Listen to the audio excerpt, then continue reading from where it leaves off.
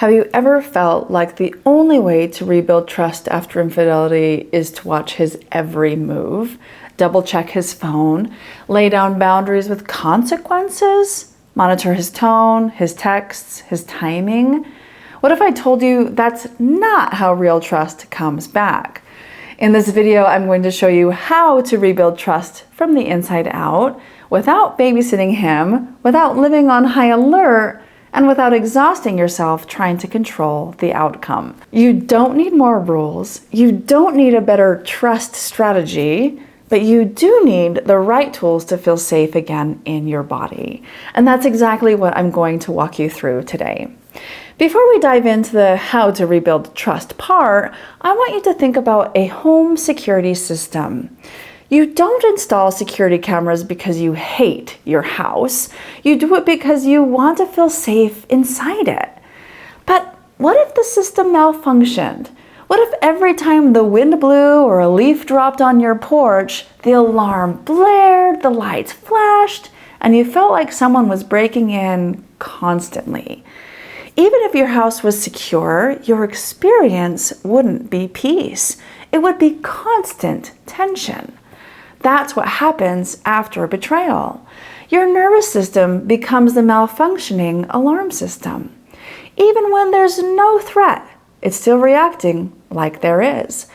And instead of fixing the system, you've been walking around the house double-checking every door, every window, watching him like he's the intruder.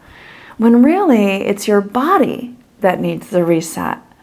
That's why today I'm going to show you how to rebuild trust from the inside out without babysitting his every move.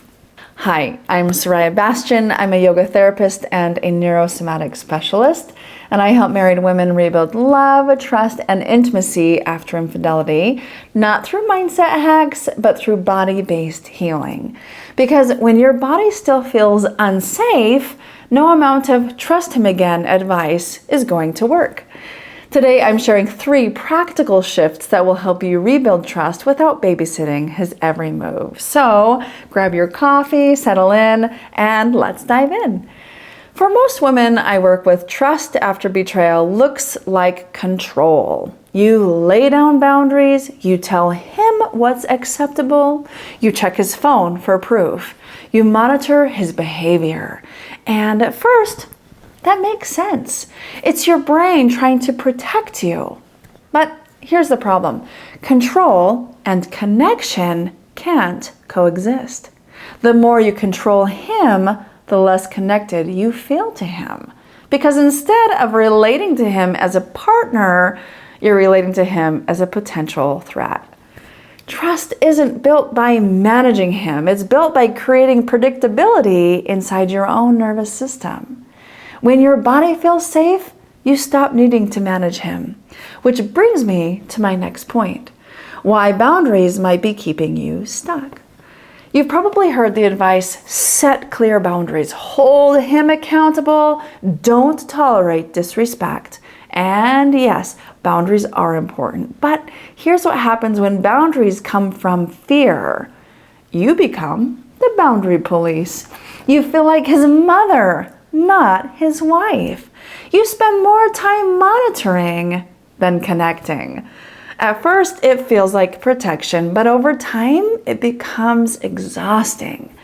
One of my clients, Jenna, was deep in this cycle. After her husband's affair, she made a list of non-negotiables. She checked his phone, tracked his location, had weekly accountability meetings, and even though he was compliant, she still didn't feel better. She told me, I feel like I'm managing an employee, not loving my husband. That's because boundaries without internal safety become another form of emotional babysitting. It's not boundaries that rebuild trust, it's regulation. When your body no longer feels at risk, you stop needing to parent his every move. Finally, point number 3, rebuilding trust starts with self-trust. Here's the shift that changes everything. You're not just trying to trust him again, you're trying to trust you. After betrayal, your connection to your gut instinct gets scrambled. The brain-gut axis, the same system that helps you just know when something feels right or wrong, gets hijacked by your nervous system's survival wiring. So you second guess everything. Did I miss a red flag? Am I overreacting? Should I just be grateful he's trying? You don't trust your own read on reality anymore, and that's the real pain. Rebuilding trust starts with repairing that inner connection. When you learn to regulate your body's response, you stop interpreting everything through fear. You can finally experience him as he is now, not through the filter of past betrayal. That's how trust gets rebuilt, not by fixing him, by healing you. So let's recap. Trust isn't built by controlling him. Boundaries without regulation become emotional babysitting. And real trust starts with rebuilding self-trust inside your own body. If this resonates, your next step is simple. Go watch this next video, why you still don't trust him, even when he's doing everything right. In that video, I'll walk you through why your nervous system keeps bracing for betrayal and what you can do to start shifting out of survival mode. Click it now, and if this video helped you, hit like, subscribe, and drop a comment letting me know what's one thing you're ready to stop babysitting. Your marriage deserves more than managing fear. It deserves real connection again. I'll see you in the next one.